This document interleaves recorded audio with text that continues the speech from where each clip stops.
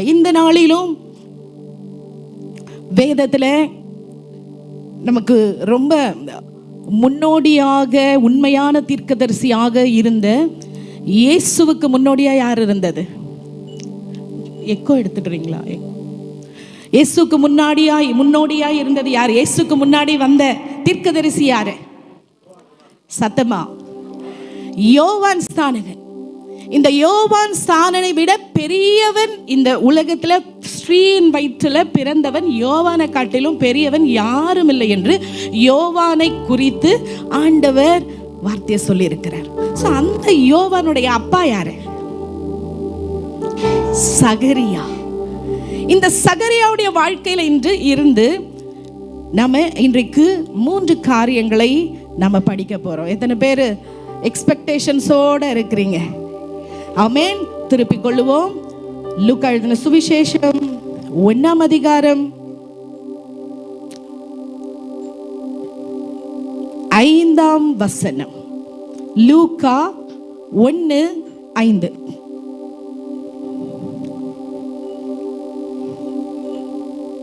யூதேய தேசத்தின் ராஜாவாகிய ஏரோதின் நாட்களிலே அபியா என்னும் ஆசாரிய வகுப்பில் சகரியா என்னும் பேர் கொண்ட ஆசாரியன் ஒருவன் இருந்தான். அவன் மனைவி ஆரோனுடைய குமாரத்திகளில் ஒருத்தி. அவள் பேர் எலிசபெத்து. சோ இந்த வசனத்துல சகரியா யார்? என் கூட நீங்க கவனமா வசனத்தை வாசிச்சு கவனிச்சுட்டு வந்தீங்கன்னா தான் உங்களுக்கு புரியும் நான் என்ன சொல்ல வரேன். சோ இதுல சகரியாவை பற்றி குறிப்பிடப்பட்டிருக்குது. இந்த சகரியா என்பவர் யார் அப்படின்னா, he is a priest, ஆசாரியன். ஆசாரியன் யாரு? தேவனுடைய ஆலயத்துல ஆண்டவருக்கு பணிவிடை செய்கிற ஒருவர்கள் தான் யாரு? ஆசாரியன். இந்த சகரியாவோட வாழ்க்கையில இந்த சகரியாக்கு எல்லாமே இருந்துச்சு, ஆனா ஒரு குறை அவருடைய வாழ்க்கையில இருந்துச்சு. இந்த சகரியா எப்படிப்பட்டவர் என்பதை நம்ம பார்க்கிறோம். அவரை பற்றி என்ன குறிப்பிடப்பட்டிருக்கு, என்ன சொல்லப்பட்டிருக்கு? 6ஆம் வசனம் வாசிப்போமா? அவர்களில் இருவரும் கர்த்தரிடத்தில் சகல கற்பனைகளின்படியையும். அவங்க என்ன பண்ணாங்களா? 2 பேரு. யாரு 2 பேரு?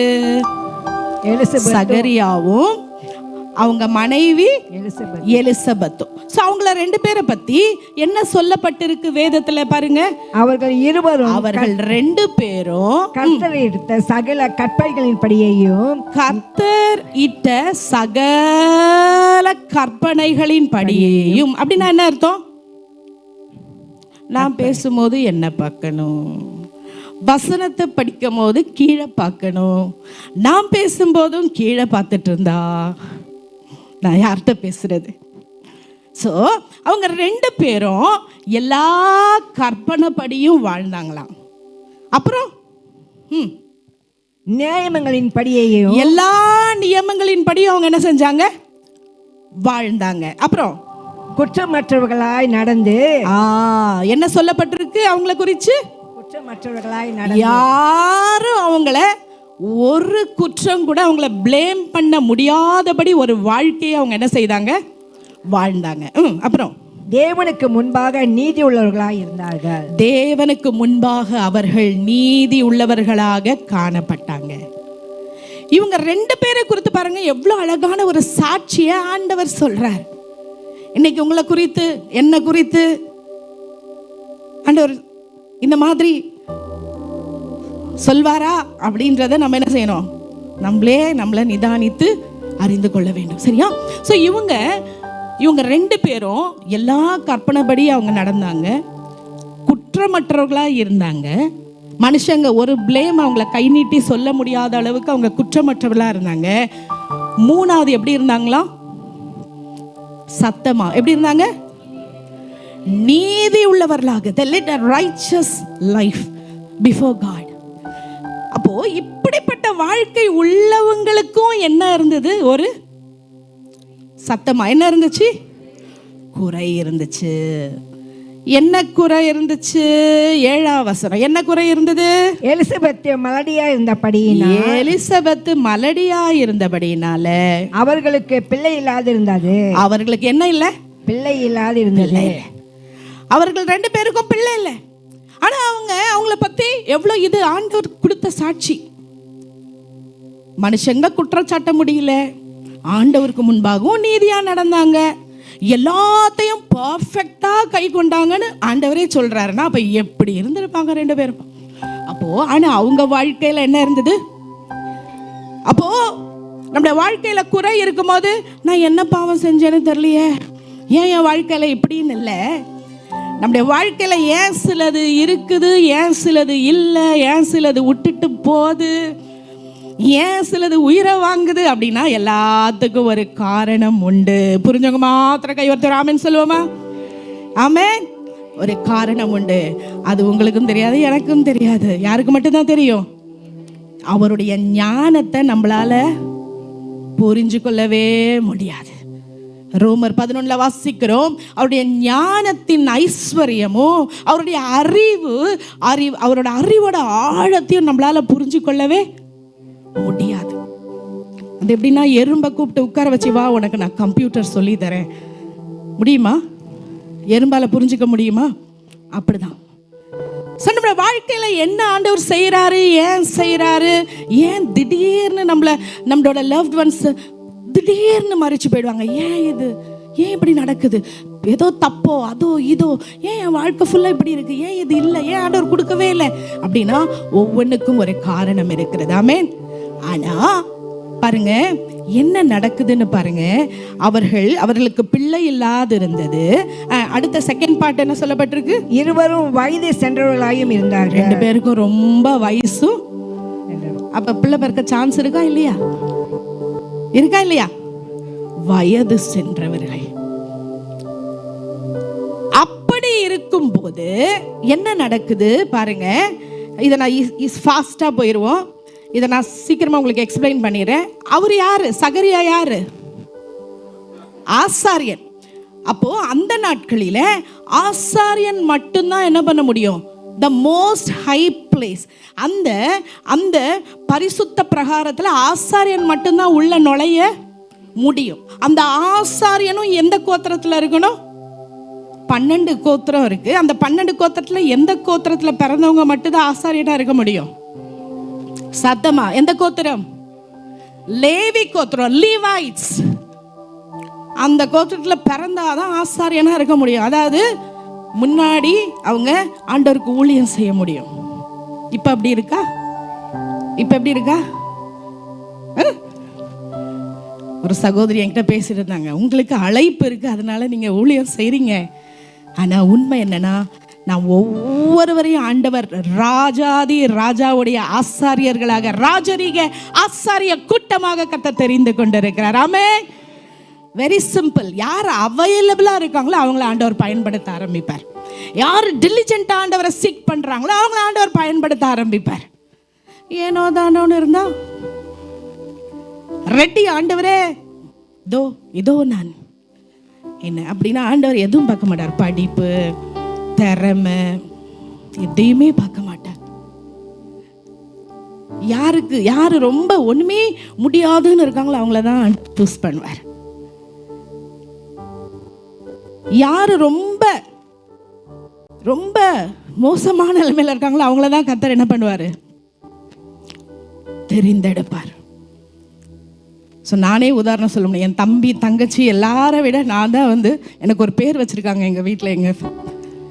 என் தங்கச்சிலாம் என்னை கூப்பிடும் போதே பேக்கு வாங்க அப்படிதான். ஏன்னா எல்லாரையும் நம்பிடுவேன், எது சொன்னாலும் நம்பிடுவேன். நான் கேம்ப்ல கூட சாட்சி சொல்லிட்டு இருந்தேன்.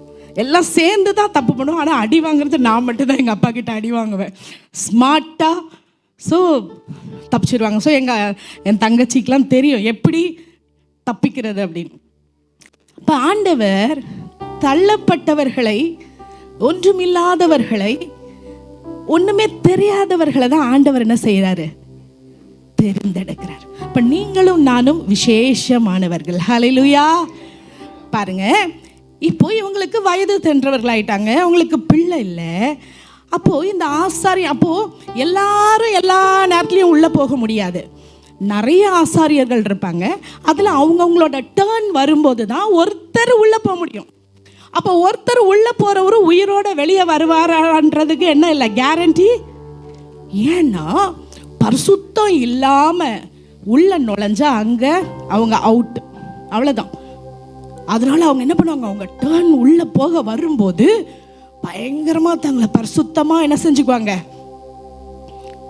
ஸோ மற்ற நம்பிக்கையிலேருந்து நீங்கள் வந்தவங்களுக்கு தெரியும், சில ஒரு குறிப்பிட்ட மலைக்கு போகும்பொழுது அவங்க என்ன பண்ணுவாங்க தெரியுமா? ஸோ சிலது நான்வெஜ் சாப்பிட மாட்டாங்க, சுத்தமாக இருப்பாங்க, அப்படிலாம் இல்லையா?